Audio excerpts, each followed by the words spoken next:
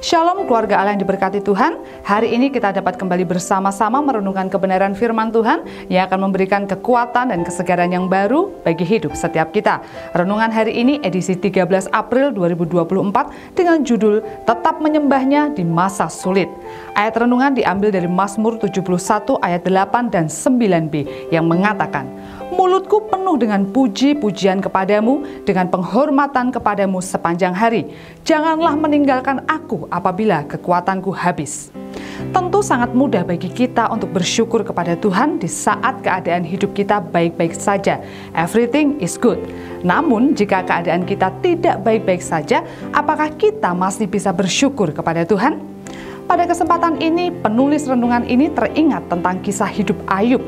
Ayub adalah seorang yang saleh hidupnya di hadapan Tuhan. Namun diizinkan Tuhan mengalami banyak kesulitan dan duka dalam hidupnya. Ditambah respon istrinya yang membuatnya tak habis pikir. Istrinya meminta Ayub untuk mengutuk dan meninggalkan Tuhannya. Bahkan semua orang terdekatnya pun mati dan meninggalkan Ayub. Namun respon Ayub yang membuat penulis ini kagum ialah ketika Ayub mengatakan, apakah kita mau menerima yang baik dari Allah tetapi tidak mau menerima yang buruk? Dalam kesemuanya itu, Ayub tidak berbuat dosa dan tidak menuduh Allah berbuat yang kurang patut. Dari kisah hidup Ayub ini, kita belajar bahwa yang penting bagi Allah ialah respon kita ketika kita ada dalam masalah. Setiap kita pasti memiliki pergumulan dan masalah masing-masing. Penulis pun juga pernah ada di situasi sulit dalam hidup ini. Ketika mengalami masalah, justru teman-teman dekat memilih untuk menjauh, bahkan dengan sengaja mencari tahu masalah itu hanya untuk memuaskan rasa ingin tahu mereka dan membicarakannya dengan teman mereka yang lain. Ini salah satu situasi yang sulit yang pernah penulis rasakan.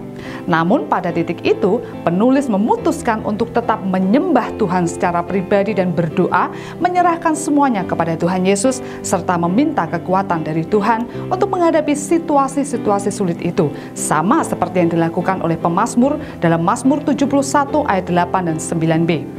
Dengan keputusan ini, penulis merasa lebih tenang dan kembali menerima kekuatan baru untuk menjalani hidup ini bersama Tuhan. Mari saudara menjadi pribadi yang dewasa dalam Tuhan dengan belajar memiliki respon mengucap syukur dan tetap menyembah Tuhan di setiap situasi dalam hidup kita, bahkan ketika ada di situasi tersulit sekalipun. Tuhan Yesus memberkati. Apabila keluarga Allah diberkati dengan renungan hari ini, mari saudara silahkan subscribe channel YouTube di bawah ini, berikan like, komen, dan bagikan renungan ini ke lebih banyak orang. Tuhan Yesus memberkati.